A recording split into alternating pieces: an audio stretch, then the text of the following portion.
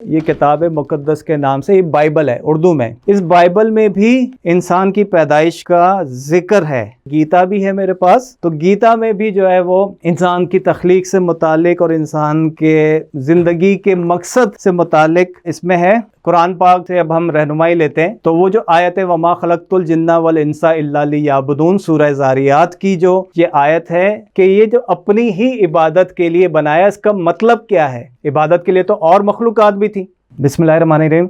Purpose of life पर बात करने से पहले ये समझना ज़रूरी है कि लाइफ क्या है, लाइफ ज़िंदगी क्या है। ठीक है, तो किसी भी चीज़ को जानने के लिए ज़ाहिर सी बात है इल्म की ज़रूरत होती है, और इल्म के डिफरेंट सोर्सेज होते हैं। उनके डिफरेंट सोर्सेज में लाइफ के मुतालिक, इल्म के जो डिफरेंट सोर्सेज हैं उनमें लाइफ के मुतालिक, ज़िंदगी के मुतालिक डिफरेंट सोर्सेज हैं, तो डिफरेंट मीनिंग्स भी हैं, या यूँ कह लें कि लाइफ के मुतालिक डिफरेंट मीनिंग्स मिलते हैं।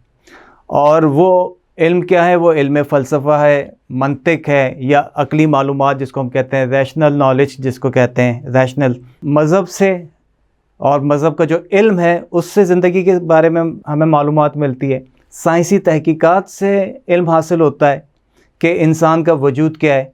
फिर माशरती रिश्ते क्या होते हैं, सोशलाइजेशन जिसको हम कहते हैं, सोशल रिलेशंस ये क्या होते हैं, ज़िंदगी में खुशियाँ क्या होती हैं, इंसान की लाइफ की जो अक़दार हैं या वैल्यूज़ क्या हैं। और ऑन्टोलॉजी का मतलब ये है कि मेटाफिज़िक्स जिसकी हम कई मरतबा बात कर चुके हैं।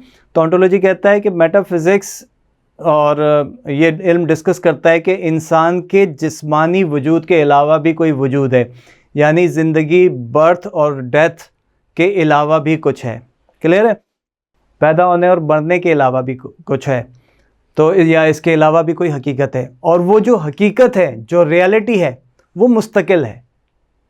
यानी इंसान तो दुनिया में आता है चला जाता है, ये मुस्तकिल नहीं है इसका वजूद, मगर इसके अलावा भी कोई रियलिटी है जो मुस्तकिल है। दुनिया में इसी हकीकत को जानने के लिए एक मौका दिया गया है, और हम अपनी सेल्फ़ को रियलाइज़ कर लें। यानी ऑन्टोलॉजी का सब्जेक्ट ये कहता है कि हमें ये एक मौका दिया गया है। तो मज़हब हमें बताता है कि ये जो आपकी ज़िंदगी है इसका कोई मकसद है, इसमें अपनी सेल्फ़ को रियलाइज़ कर लें।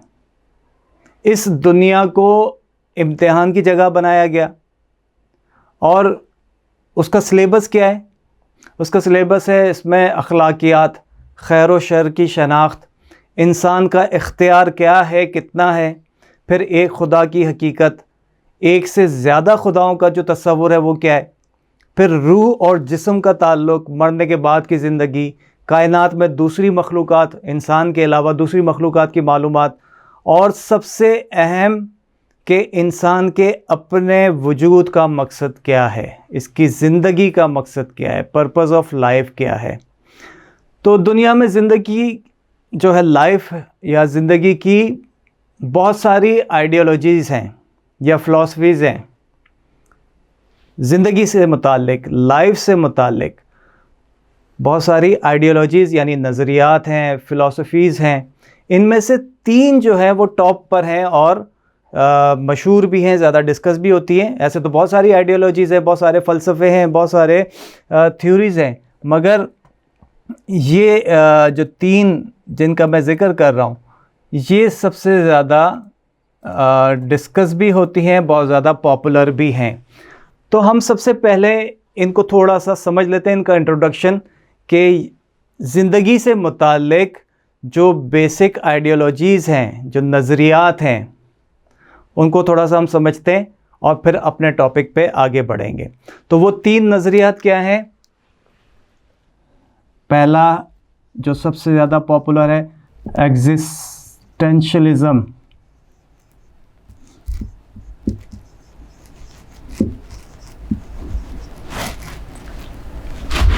एग्जिस्टेंशलिज़म, ठीक है, यानी वजूदियत, इंसान का वजूद, एग्जिस्ट करना, तो इससे मुतालिक ये एग्जिस्टेंशलिज़म। दूसरा है नाइलिज़म, और तीसरा है एब्सर्डिज्म।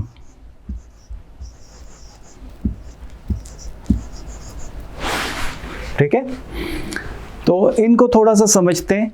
ये आइडियोलॉजीज़ जो हैं ये या जितनी भी आइडियोलॉजीज़ होती हैं, नज़रियात होते हैं, और स्पेशली हम इसकी जब बात कर रहे हैं तो ये आइडियोलॉजीज़ क्या हैं, ये इंसानों की बनाई हुई हैं। लेकिन एक ऐसी गाइडलाइन भी है जो इंसानों की बनाई हुई नहीं है, वो खुदा की तरफ से इंसानों को ज़िंदगी गुजारने का सलीका और मकसद बताती है, जिसे हम क्या कहते हैं, रिलीजन।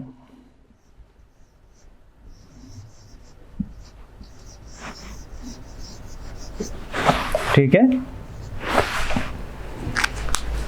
इसके बारे में तो हमें पता है कि मज़हब जो है वो रहनुमाई करता है, गाइडलाइन देता है, और बाकी ये जो नज़रियात हैं, ये जो थ्योरीज़ हैं, ये जो आइडियोलॉजीज़ हैं, ये क्या हैं, ये इंसानों की बनाई हुई हैं।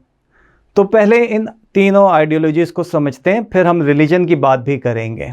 एग्जिस्टेंशलिज़म, इसका मतलब क्या है, इंसान का एग्जिस्ट करना, मौजूद होना, और इंसान के वजूद या मौजूद होने की जो वजूहात हैं कि इंसान दुनिया में है क्यों। पिछले सेशन में हम ये बात कर चुके हैं, वाई एम आई हियर। तो ये एग्जिस्टेंशलिज्म भी इसको डिस्कस करता है कि इंसान का वजूद क्या है, ये मौजूद होने की वजूहात क्या हैं।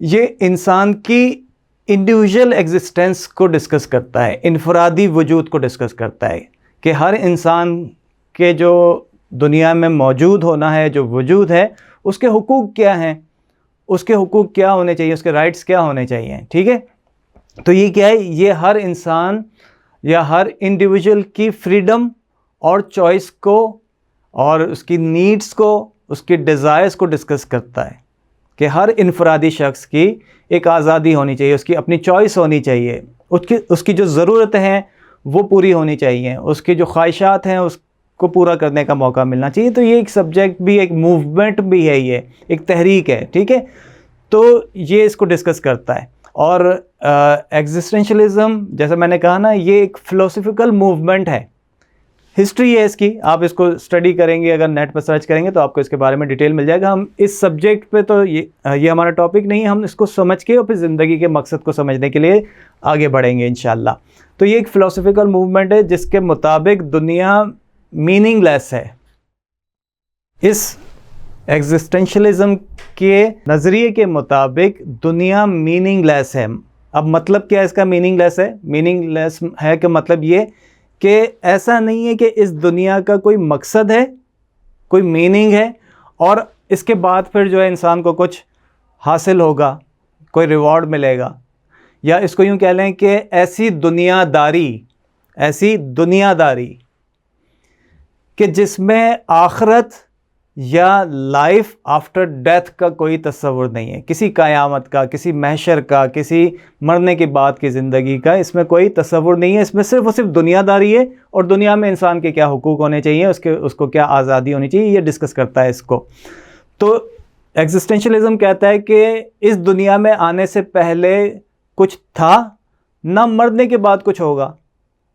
यानी इंसान जैसे चाहे ज़िंदगी गुजारे, उसकी चॉइस है, उसकी फ्रीडम है, और चाहे वो खुदा को मानता हो या ना मानता हो। कोई भी एक इनफरादी शख्स खुदा को मानता है या नहीं मानता, उसका एक फ्रीडम है ज़िंदगी गुजारने का। ये सब उसको डिस्कस करता है।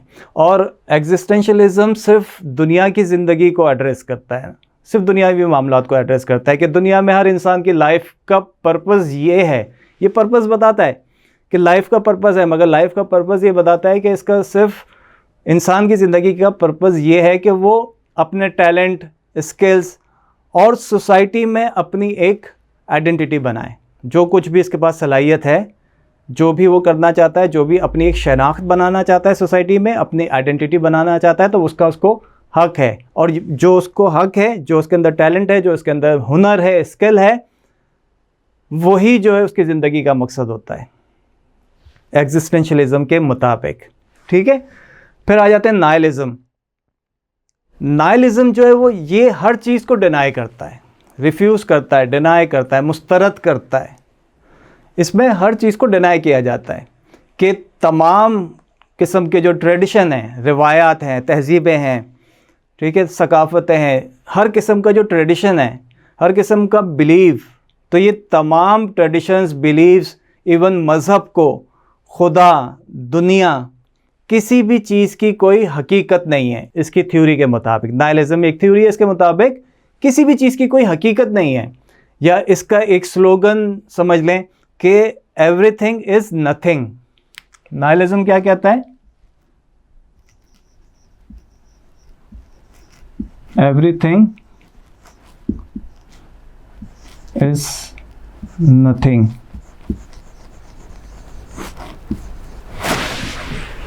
अब ये बड़ा इंपॉर्टेंट भी है, बहुत से लोग जो है इसको पॉजिटिव भी लेते हैं। जिस तरह से हमारे यहाँ फ़ना का तसव्वुर है ना, नफ़ी और असबात का, तो जो हमारे यहाँ फ़ना का तसव्वुर है, सूफ़ीज़म में जो फ़ना का तसव्वुर है, नफ़ी का जो तसव्वुर है, एक्चुअली वो यही तसव्वुर है। मगर हमारे यहाँ क्या है कि नफ़ी के बाद असबात भी है, मगर नाइलिज़म जो है किसी चीज़ के असबात का कायल नहीं है। ये कहता है हर चीज़ जो है बेकार है, कोई भी चीज़ जो है उसका कोई मतलब नहीं है, ये सब कुछ मीनिंगलेस है। एग्जिस्टेंशलिज्म और नाइलिज्म में फ़र्क क्या है? एग्जिस्टेंशलिज्म कहता है कि हर इंसान अपने वजूद का मीनिंग खुद क्रिएट करता है, और नाइलिज्म कहता है कि हर चीज़ बेमायना है, यानी मीनिंगलेस है, और कोई भी जो है वो अपनी लाइफ का कोई भी मकसद, कोई भी मीनिंग क्रिएट नहीं कर सकता, क्योंकि नाइलिज्म के मुताबिक कोई मकसद है ही नहीं। ना कोई चीज़ की इब्तदा है, ना इंतहा है, ना कोई इससे पहले कुछ है, ना उसके बाद कुछ है, ना ज़िंदगी का कोई मकसद है।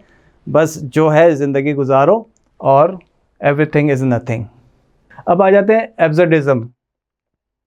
एब्सर्डिज़म का मतलब है कि ये कहता है दुनिया एक अजीब सी चीज़ है, मजाक उड़ाते हुए कहता है कि दुनिया अजीब है, दुनिया का मजाक बनाता है।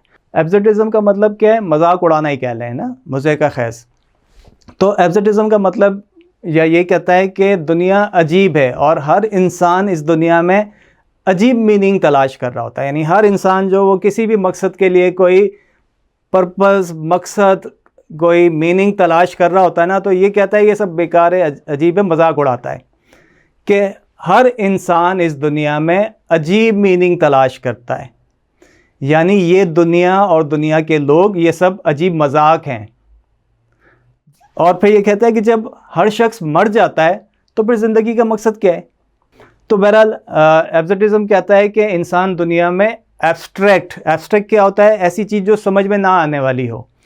तो एब्सर्डिज़म कहता है कि इंसान दुनिया में एब्स्ट्रैक्ट और मेटाफिज़िकल चीज़ों को समझने की कोशिश करता है और नाकाम रहता है। हर उस चीज़ को समझने की कोशिश कर रहा है जो उसकी समझ में पहले से नहीं है, जो उसकी सोच समझ से मावरा है, ना उसको वो देख सकता है, ना वो उसका कोई फार्मूला दे सकता है, ना किसी को समझा सकता है। ऐसी ही चीज़ के लिए, यानी ये खुदा के बारे में कहता है कि खुदा को इंसान समझ नहीं सकता, मगर वो उसको समझने की कोशिश करता है और नाकाम रहता है और इसी स्ट्रगल में मर जाता है। तो ये बिलीफ को, फेथ को, ईमान को, हर चीज़ को ये कहता है कि ये एक एब्स्ट्रैक्ट चीज़ है जो ना नज़र आने वाली है, ना इसकी कोई हकीकत है, और उसको समझने में ही इंसान जो है पूरी ज़िंदगी स्ट्रगल करता रहता है और एंड क्या होता है? मर जाता है, उसको हासिल कुछ नहीं होता। एब्सर्डिज़म ये कहता है। तो ये किसी चीज़ को नहीं मानता बल्कि मजाक उड़ाता है। इन आइडियोलॉजीज़ के अलावा जितनी भी आइडियोलॉजीज़ हैं वो कोई भी जो एक exact meaning of life, exact purpose of life नहीं बताती। इसका जवाब जो है पर्पस ऑफ लाइफ कि ज़िंदगी का या इंसान की ज़िंदगी का मकसद क्या है, इसका जवाब सिर्फ़ और सिर्फ मज़हब से मिल सकता है, रिलीजन। अब ये जो रिलीजन है इसे हम क्या कहते हैं? इसे हम दीन भी कहते हैं, इसे हम मज़हब भी कहते हैं। दीन और मज़हब, इसको अंग्रेज़ी में रिलीजन ही कहते हैं, लेकिन दीन और मज़हब में कुछ फ़र्क है। दीन क्या है? मंजिल है, दीन मंजिल है, मज़हब रास्ता है। दीन कंप्लीट कोड ऑफ लाइफ है और मज़हब क्या है? मज़हब इबादत और मामलात जिसको हम कहते हैं, रिचुअल्स जिसको कहते हैं। तो ये इबादत की, रिचुअल्स की गाइडेंस देता है मज़हब, रूल्स बताता है कि इबादत कैसे करनी है, किस इबादत का कितना सवाब मिलेगा, किस वक्त करनी है। ये रूल्स जो होते हैं ये मज़हब बताता है। इस्लाम दीन है, बल्कि मुकम्मल दीन है, और इस दीन में मज़हबी रहनुमाई भी है। आपने अगर मज़हबी कुछ अगर आपका ज़ौक़ व शौक़ है तो आपने पढ़ा होगा, जैसे अगर मैं कहूँ मैं हनफ़ी हूँ तो ये कहा जाएगा कि मैं हनफ़ीउल मज़हब हूँ, मेरा मज़हब हनफ़ी है।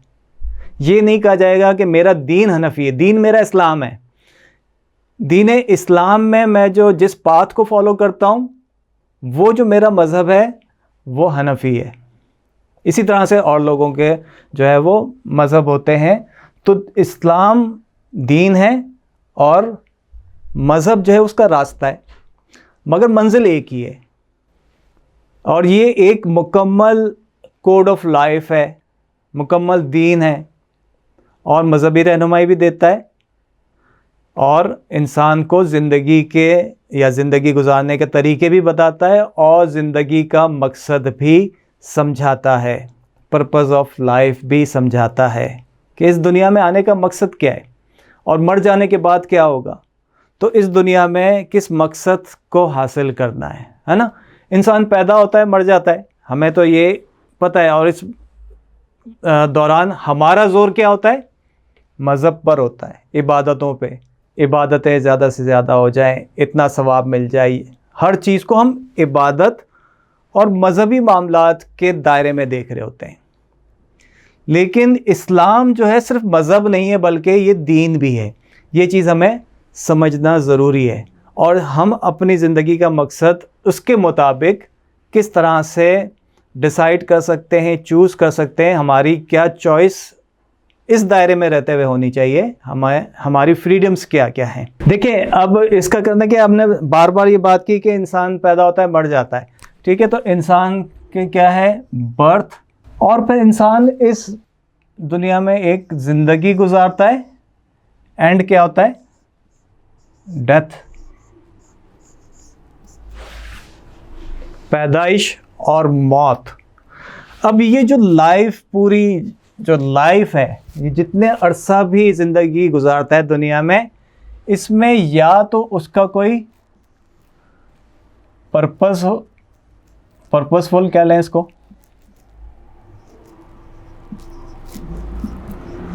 पर्पसफुल होगा ये, या फिर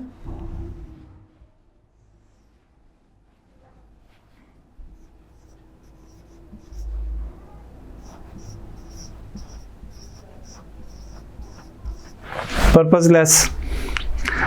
अब हमें अपने बारे में ये सोचना है कि हमने जो ज़िंदगी गुजारी वो पर्पसफुल गुजारी, बामकसद गुजारी, या ज़िंदगी पर्पसलेस गुजारी। ये मरने से पहले पहले हमें डिसाइड करना है, सोचना भी है, समझना भी है, और डिसाइड भी करना है। ये चलें इसको लिख देते हैं, लाइफ, ठीक है ना। तो अब ज़िंदगी का मकसद समझ में कैसे आए।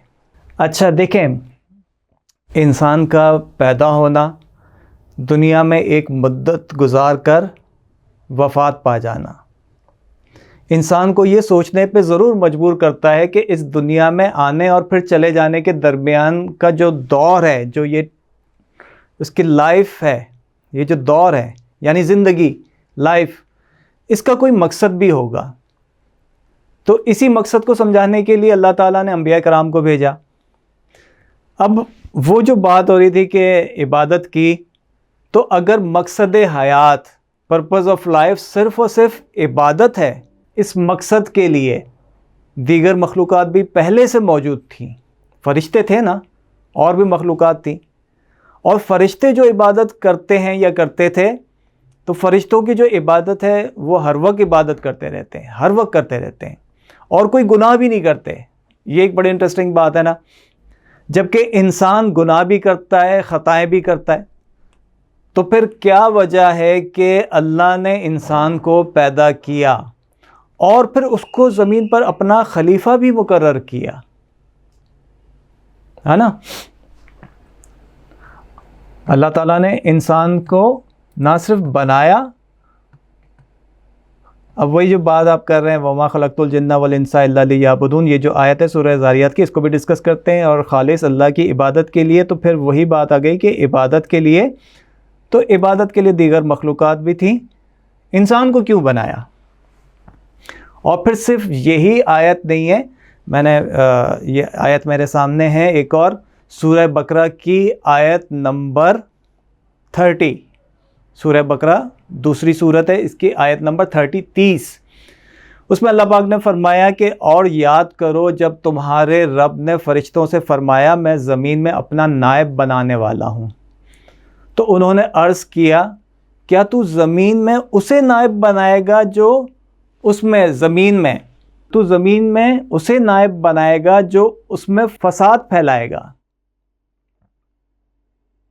कुरान पाक की आयत का तर्जुमा मैं पढ़ रहा हूँ कि अल्लाह पाक ने जब कहा कि मैं ज़मीन में अपना एक नायब बनाने वाला हूँ, खलीफा बनाने वाला हूँ, तो फ़रिश्तों ने क्या कहा कि तू उसको अपना खलीफा बनाएगा, अपना नायब बनाएगा, जो उस ज़मीन में जब जाएगा तो वहाँ वो फ़साद फैलाएगा, खून बहाएगा, फ़साद फैलाएगा और खून बहाएगा। हालांकि फ़रिश्तों ने कहा कि हम तेरी हम्द करते हुए तेरी तस्बीह करते हैं और तेरी पाकी बयान करते हैं। तो अल्लाह पाक ने फ़रिश्तों से फ़रमाया कि इन्नी आलमु मा ला तालमून, कि बेशक मैं वो जानता हूँ जो तुम नहीं जानते। अब इस चीज़ को समझना है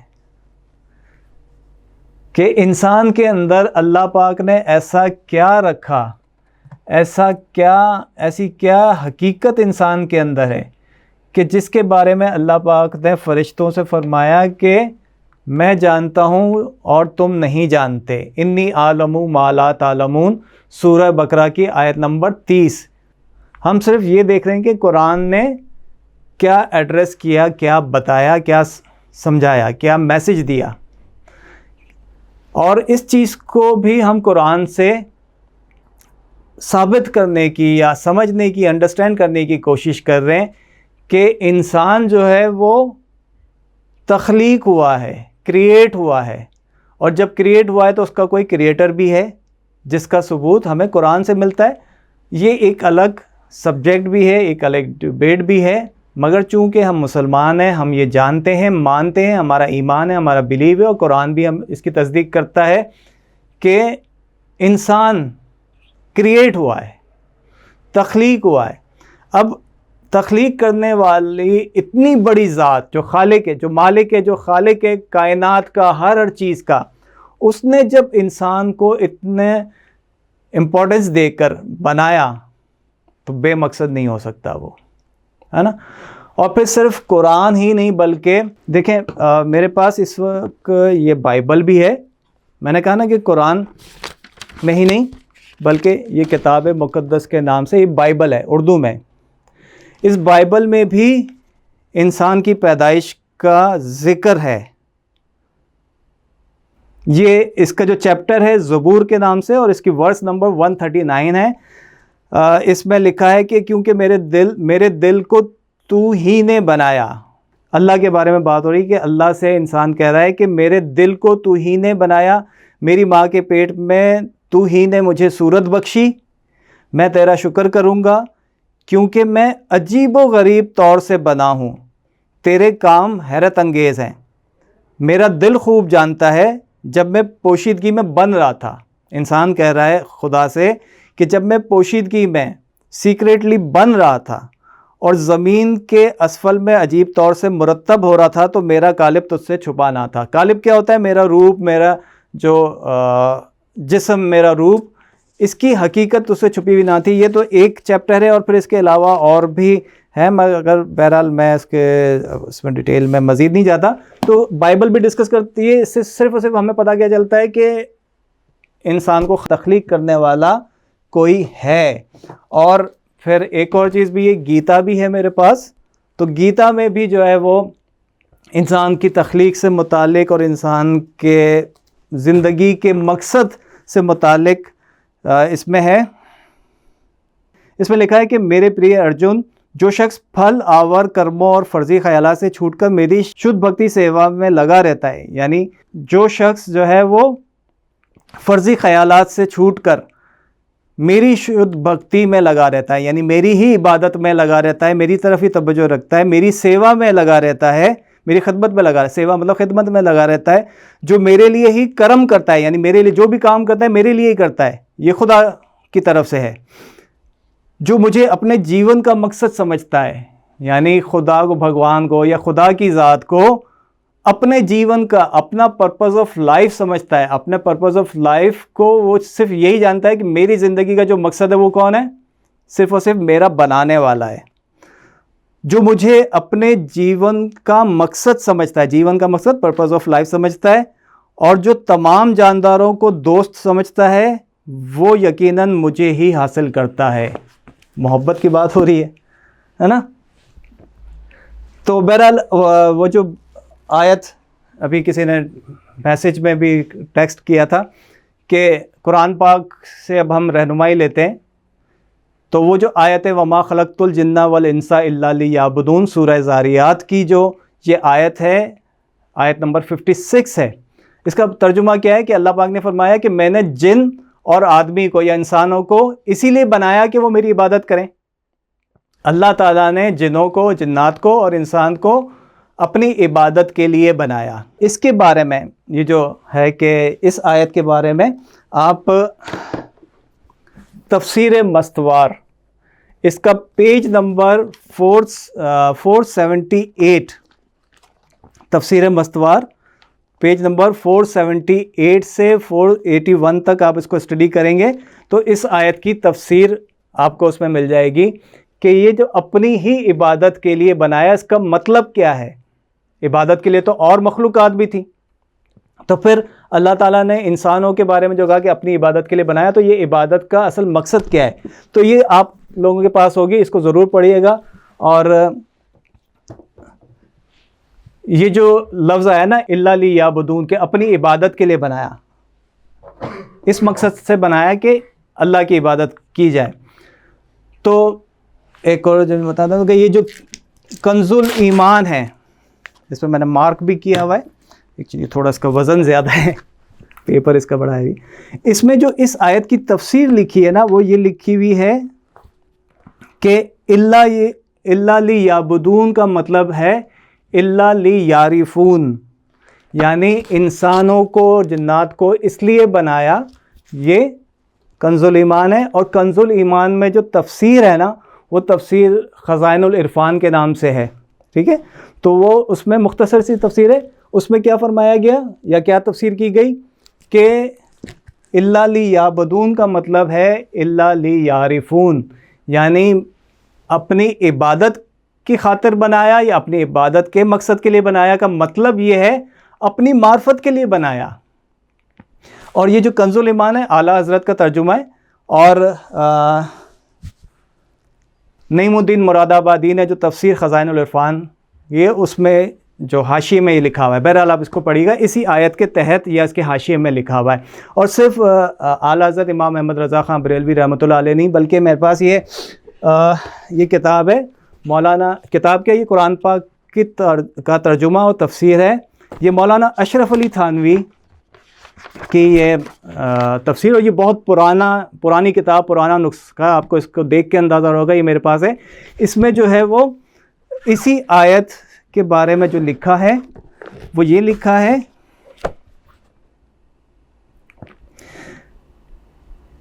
इसी आयत के बारे में लिखा है कि मुजाहिद से इस तफसीर लियारिफून के साथ मनकूल है। मुजाहिद से इसकी तफसीर लियारिफून के साथ मनकूल है, और यही वजह होती है कि इबादत बदू मार्फत के मोतद बेहा नहीं। यानी मतलब क्या है, इसका मतलब ये है कि मुजाहिद ने भी इसकी तफसीर यही बयान की है, क्योंकि कोई भी इबादत बग़ैर अपने रब की मार्फत के कोई माने नहीं रखती। इबादत का मतलब ही यही होता है, मकसद ही ये होता है कि जिसकी मार्फत हासिल हो, इसकी तफसीर लिखी हुई है। और ये मुजाहिद कौन है, अगर आप ने थोड़ा सा अगर मज़हब के बारे में या मज़हबी या दीनी किताबें स्टडी करते हैं, कुरान पाक की तफसीर से आपको ज़ौक़ और शौक़ है, मैं आपको बता भी देता हूँ कि ये मुजाहिद कौन है। आपने अक्सर सुना होगा कि मुजाहिद का कौल है, मुजाहिद के कौल के मुताबिक। तो ये मुजाहिद कौन है, ये मुजाहिद बिन जबर एक ताबई थे, और तफसीर और कुरान पाक की तफसीर और तावील के इल्म में ये हज़रत अली रज़ी अल्लाह ताला अन्हु के शागिर्द रहे हैं, और हज़रत अली रज़ी अल्लाह ताला अन्हु के बाद हज़रत अब्दुल्लाह इब्न अब्बास के शागिर्द हुए ये। हज़रत अब्दुल्ला इब्न अब्बास के शागिर्द हुए। और आप लोग को ये मालूम होगा कि हज़रत अब्दुल्ला इब्न अब्बास रज़ी अल्लाह ताला अन्हु ये कुरान पाक के पहले मुफस्सिर हैं, यानी कुरान पाक की जो पहली तफसीर बयान हुई वो हज़रत अब्दुल्ला इब्न अब्बास रज़ी अल्लाह ताला अन्हु ने की थी। तो इसके बारे में भी आपको तफसीलात मिल जाएंगी। और फिर आपने अगर मज़ीद इसके बारे में यानी इंसान की तख्लीक के बारे में पढ़ना है, समझना है, तो फिर वो भी जो वाक़या है कुरान पाक में कि अल्लाह ताला ने बनाया हज़रत आदम अलैहिस्सलाम को, और फिर जो है वो फ़रिश्तों को सजदे का हुक्म दिया, और फिर फ़रिश्तों ने सजदा किया मगर इब्लीस ने जो है वो सजदा नहीं किया। तो ये जो किताब है असरार मस्तवार, ये भी आप लोग के पास होगी। तो असरार मस्तवार जो है ना, इसमें पेज नंबर 415 असरार मस्तवार का पेज नंबर 415, इसमें इसके बारे में तफसील से लिखा हुआ है कि इब्लीस ने जो सजदा नहीं किया और फिर फरिश्तों ने जो सजदा किया, उसका मकसद क्या था कि अल्लाह ताला ने ऐसी क्या चीज़ हज़रत आदम अलैहिस्सलाम के अंदर रखी कि जिसके बाद अल्लाह ने सजदे का हुक्म दिया फरिश्तों को भी। वो क्या चीज़ थी, वो क्या ऐसी हकीकत थी। तो फिर जो है वो आप ये असरार मस्तवार पेज नंबर 415 इसको स्टडी करेंगे। तो हम इंशाल्लाह जो ना नेक्स्ट वीक जो अगला हमारा सेशन होगा उसमें हम इस चीज़ को डिस्कस करेंगे कि क्या चीज़ अल्लाह पाक ने इंसान के अंदर रखी, क्या चीज़ हज़रत आदम अलैहिस्सलाम के पुतले के अंदर, मुजस्मे के अंदर रखी, वो क्या चीज़ थी, वो क्या हकीकत थी। नेक्स्ट वीक इंशाल्लाह इसी टॉपिक को इसी की कंटिन्यूशन में हम नेक्स्ट वीक इसको डिस्कस करेंगे, क्योंकि वो भी एक तफसीली मौजू है। अच्छा, बहरहाल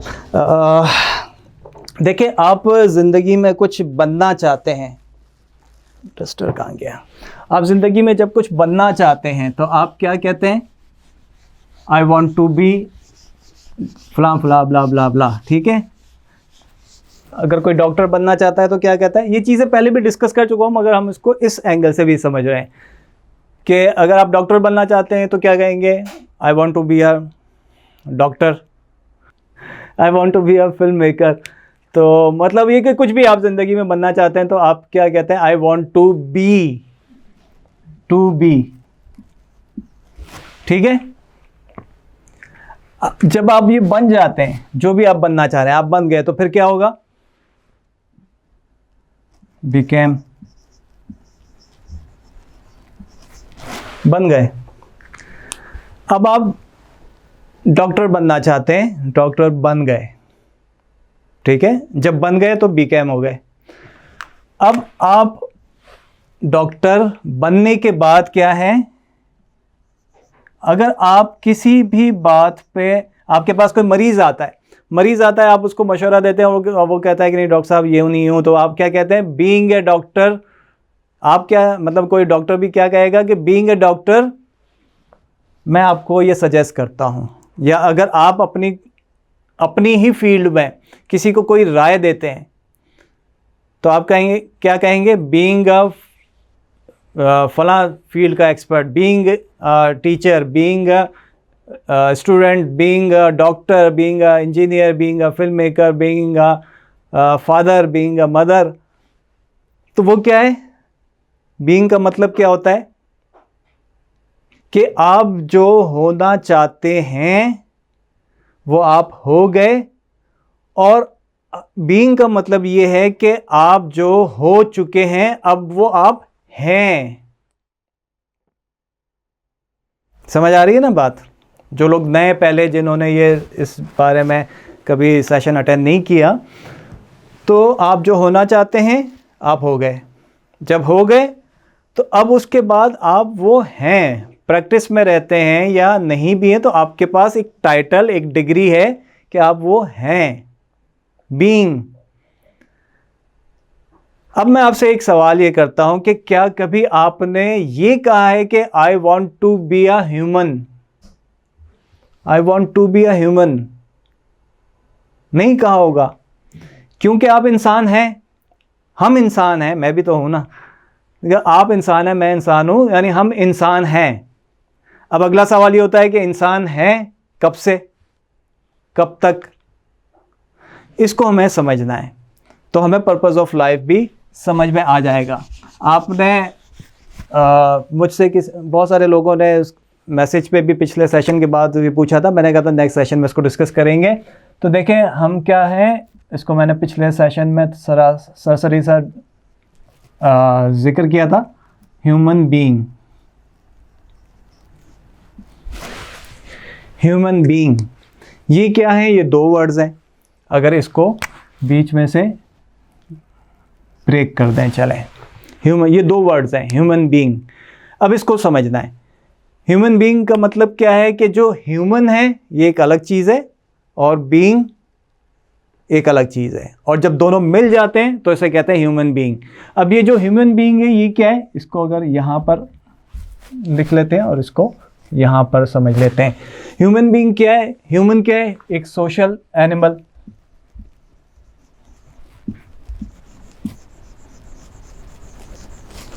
एक सोशल एनिमल है, माशरती हैवान है ना। और ये क्या है, एक्चुअली ये है रियलिटी, इस सोशल एनिमल के अंदर छुपी हुई एक रियलिटी है, एक हकीकत है। अब ये जो माशरती हैवान है ये पैदा होता है, मर जाता है, ये एक या सिर्फ एक सफ़र है, ज़मान व मकान का, टाइम एंड स्पेस का, लाइफ एंड डेथ का एक सफ़र है। पहले भी एक मर्तबा और बल्कि शायद एक दो जगह कहीं और भी मैं ये चीज़ इस पर बात कर चुका हूँ या एक एग्ज़ाम्पल दे चुका हूँ कि देखें, इंसान पैदा होता है, उसकी एज उस वक्त क्या होती है, 0 कह लें, चलें 0 कह लें। फिर वो एक पहला उसका बर्थडे आता है, 1 साल हो जाता है, फिर 2 साल का हो जाता है, दूसरा बर्थडे आता है, तीसरा साल होता है, चौथा साल होता है, इस तरह से एज उसकी बढ़ती चली जाती है। और 70 साल का जो बूढ़ा होता है तो हम उसे इंग्लिश में क्या कहते हैं, यानी पैदा हुआ, पैदा होने के बाद दुनिया में वो ओल्ड होता चला गया ना, तो हम उसे क्या कहते हैं, 70 साल का बूढ़ा होगा तो बूढ़े को क्या कहते हैं, बूढ़े को अंग्रेजी में क्या कहते हैं, ओल्ड मैन। ओल्ड मैन क्यों कहते हैं,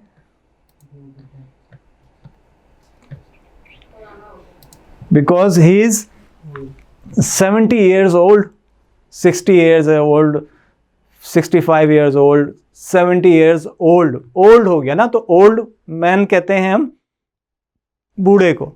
समझ आ रही बात, ओल्ड। अब वो हुआ तो 60 साल का या 70 साल का, हम उसको ओल्ड मैन कह रहे हैं।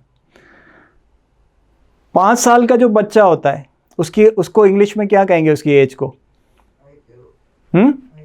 देखें, बूढ़ा अगर है 70 years old, ठीक है, बच्चा होगा 5 years, इसकी एज क्या होगी, 5 years old। ओल्ड यहां भी है, ओल्ड यहां भी है। अगर मैं ये कहूं कि 5 साल का बूढ़ा, तो क्या कह सकते हैं, ओल्ड तो आ रहा है ना, इसमें भी ओल्ड तो है ये, इसको भी तो ओल्ड मैन कह सकते हैं। तो असल बात क्या है कि सारे के सारा जो है ना, ये हमारे माइंड की प्रोग्रामिंग है कि बच्चा जो है वो 5 साल का होता है और 70 साल का इंसान बूढ़ा होता है। ये अल्फाज जो राइज हुए हुए हैं हमारी सोसाइटी में या हमें बता दिए गए हैं, वो हमारे माइंड की हार्ड डिस्क में अल्फाज फीड हैं। ये बात बहुत अहम है, बात समझ आ रही है। ये हमें जो चीज़ें बता दी गई हैं, हमने उसको माइंड में सेव करके रखा हुआ है, वो हमारे माइंड में फीड है। अब हम जिस चीज़ को भी देखते हैं अपने माइंड में फीड उन्हीं अल्फाज, उसी नॉलेज की बेस पे हम कोई राय कायम करते हैं, कोई नतीजा निकालते हैं। ऐसे ही है। अगर मैं ये कह दूं 5 years old यानी 5 साल का बूढ़ा, अब चूंकि ये हमारे माइंड में फिक्स है, फीड है, तो हम यही कहेंगे कि 5 साल का बूढ़ा नहीं होता, ये बच्चा होता है। 70 साल का बच्चा नहीं होता, वो बूढ़ा होता है, चाहे हरकतें बच्चों वाली कर रहा हो। बात ये समझ आ रही है, क्योंकि ये बहुत अहम है। ये सिर्फ हमारे माइंड में चीज़ें फीड है, जिसकी वजह से, माइंड की प्रोग्रामिंग की वजह से। तो अगर ये बात समझ में आ गई कि अल्फाज जो राइज होते हैं, जो सोसाइटी में जो जगह बना चुके होते हैं, वही हमारे माइंड में होते हैं, और अल्फाज से ही आइडियोलॉजीज़ बनती हैं, नज़रियात बनते हैं, थ्योरीज बनती हैं। ठीक है, तो यहाँ पर जो है वो आइडियोलॉजीज़ होती हैं, और यहाँ पर क्या होता है, साइलेंस। ये खामोशी है, उर्दू में भी लिख देता हूँ, नज़रियात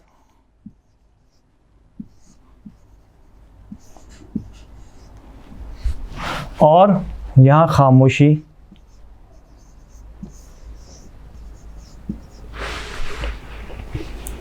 यहाँ खामोशी है, और इसको कहें तो ये फना, यानी पैदा होता है, मर जाता है, इसकी थॉट्स, इसके नज़रियात, इसकी सोच, इसकी सारी बातें, हर चीज़ जो है वो फना हो जाती है। ये जो है रियलिटी, बीइंग, ये बका है। ठीक है, तो ह्यूमन बीइंग का मतलब क्या है कि बीइंग उसके अंदर है, और उसकी एक ज़ाहिरी ज़िंदगी भी, उसका एक ज़ाहिर भी, उसका एक बातिन भी है। तो किसी भी इंसान की जो आइडेंटिटी होती है वो यहाँ बन रही होती है, और इसकी जो आइडेंटिटी है वो इंसान खुद है। ये कैसे समझ में आएगा, ये इसी से समझ में आएगा।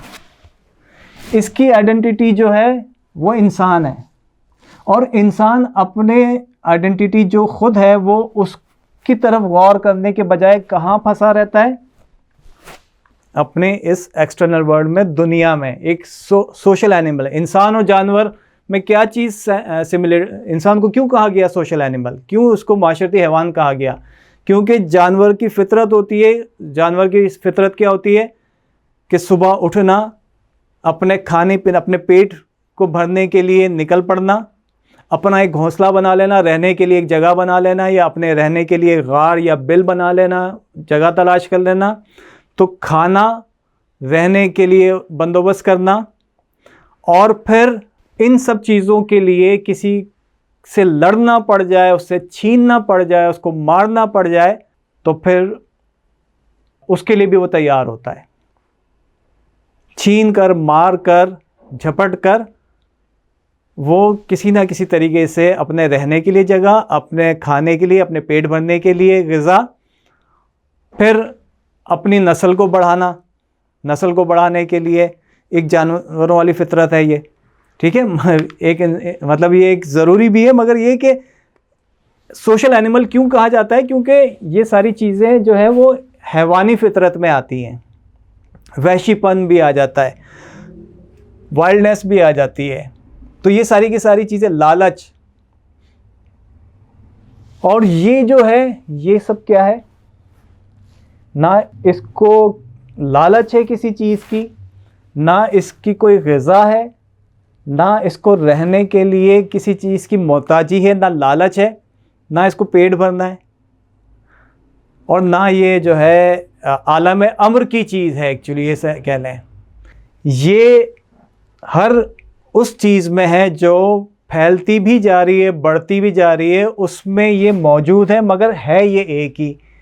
और इसकी सूरत क्या है, इसका पता क्या है, इसका सिंबल क्या है, ह्यूमन है। तो इंसान की हकीकत जो है वो इसके अंदर छुपी हुई है, और यही इसका पर्पस ऑफ लाइफ या मकसद हयात होना चाहिए कि अपने अंदर जो हकीकत है उसको समझकर अपने आप को, अपनी ज़िंदगी को उसके मुताबिक गुजारे। तो ये जो होता है, ये किस चीज़ से पहचाना जाता है, ह्यूमन किस चीज़ से पहचाना जाता है? चेहरे से, नाम से।